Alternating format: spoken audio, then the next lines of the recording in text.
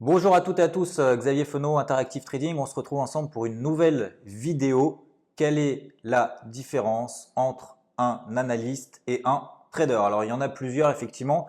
Il y a des notions surtout essentielles que l'analyste ne va pas prendre en considération, contrairement à un trader qui, lui, va avoir beaucoup plus de choses à gérer et notamment l'effet psychologique et money management. À tout de suite.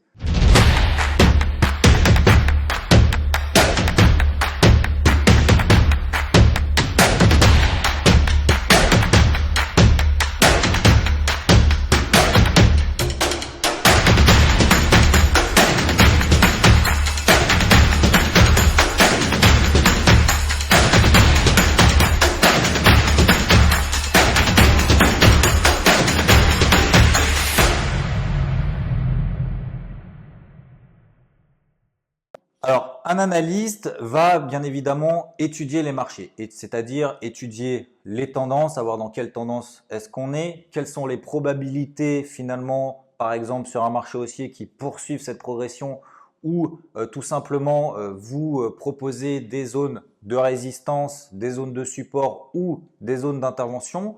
L'objectif d'un analyste, ça va véritablement d'être cette étude-là. Un trader va également analyser et faire cette étude en amont. C'est-à-dire qu'un trader ne va pas tout simplement arriver sur le marché comme ça et commencer à trader sans avoir analysé en amont le marché. Parce que sinon, bien évidemment, il n'y a pas de plan de trading, il n'y a pas de méthode d'intervention et c'est uniquement du trading impulsif. Ensuite, l'analyste va expliquer a posteriori ou pendant que le marché est en train de réagir des mouvements de marché. C'est-à-dire que l'analyste va essayer d'interpréter par exemple une statistique macroéconomique qui vient d'être tombée, de savoir quel va être l'impact sur différentes classes d'actifs ou différents actifs. Par exemple, le NFP qui va avoir donc les créations d'emplois aux États-Unis va avoir un impact très important, notamment sur le dollar, donc bien évidemment sur toutes les paires libellées en dollars. Après, il n'y a pas forcément de règles, c'est-à-dire que un NFP, donc des créations d'emplois aux États-Unis qui sont meilleures que prévues, ne va pas forcément avoir un impact positif sur le dollar américain. Donc voilà, un analyste finalement, il va essayer d'expliquer avec ses propres mots les conséquences, quelles sont les principales implications d'une nouvelle du marché ou tout simplement expliquer d'un point de vue technique quelles sont les possibilités du marché, soit à continuer à progresser, soit à corriger, ou l'actif en question. Ensuite, l'analyste va vous apporter peut-être des connaissances supplémentaires sur le marché. C'est-à-dire qu'un trader ne va pas avoir forcément conscience qu'il y a des nouvelles macroéconomiques ou microéconomiques qui sont tombées et qui ont un impact sur un actif donné. L'analyse va essayer de vous donner tous les éléments possibles qu'il a en sa possession, d'essayer de les synthétiser et d'en sortir finalement derrière une conclusion. Après cette conclusion, l'analyste ne va pas forcément déboucher sur un plan de trading clairement déterminé.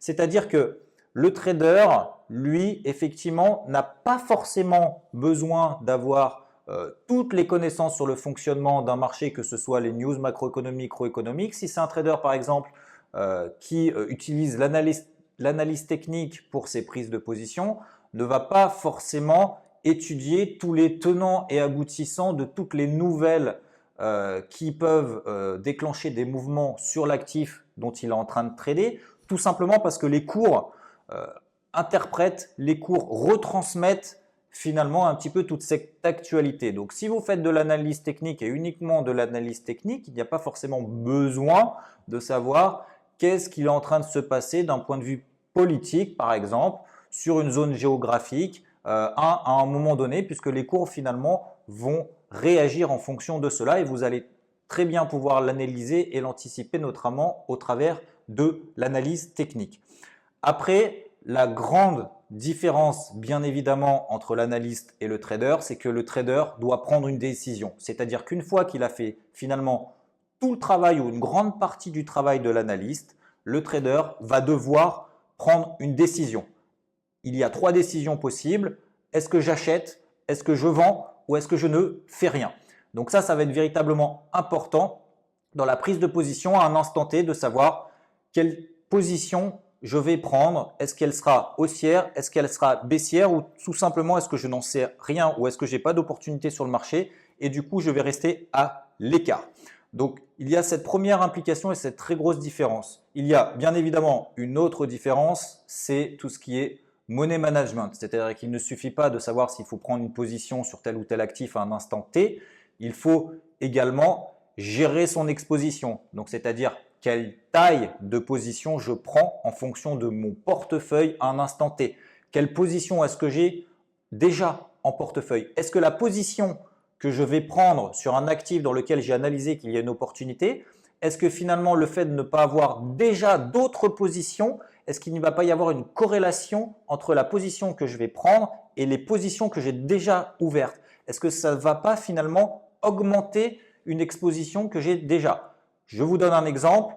Vous êtes acheteur d'euro-dollar. Est-ce que ça a un intérêt d'être d'un côté acheteur d'euro-dollar et d'être vendeur du dollar index par exemple? Vous savez très bien que le dollar, l'euro-dollar et le dollar index sont bien évidemment corrélés puisque l'euro est face au dollar et le dollar index est un panier de devises face au dollar. Donc, bien évidemment, si vous prenez une position sur l'euro-dollar et que vous avez déjà une position sur le dollar index, vous n'allez que augmenter votre exposition sur le dollar. Donc, est-ce que c'est bien intéressant? Donc, il y a toute cette notion finalement de diversification du portefeuille qui n'est pas prise en compte, notamment dans le cadre d'un analyste, puisque le principe d'un analyste, c'est d'essayer de décrypter un actif à un instant T sur une unité de temps bien précise. Mais peut-être qu'il va réaliser une analyse, 2, 3, 4, peut-être 10 par jour. Mais quelle position finalement est-ce que je dois prendre dans mon portefeuille? Ça, c'est le trader effectivement qui doit prendre des décisions à un moment donné,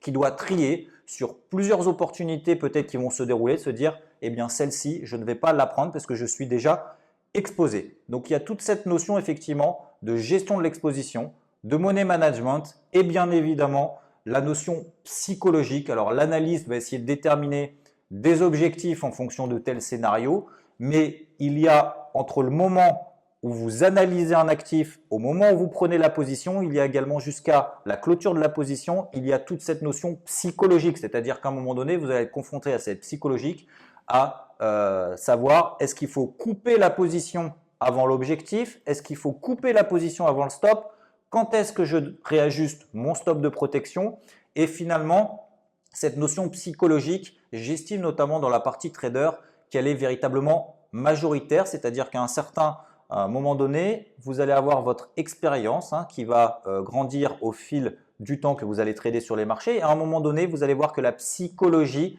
va être beaucoup plus importante finalement que la technicité, notamment d'un trader.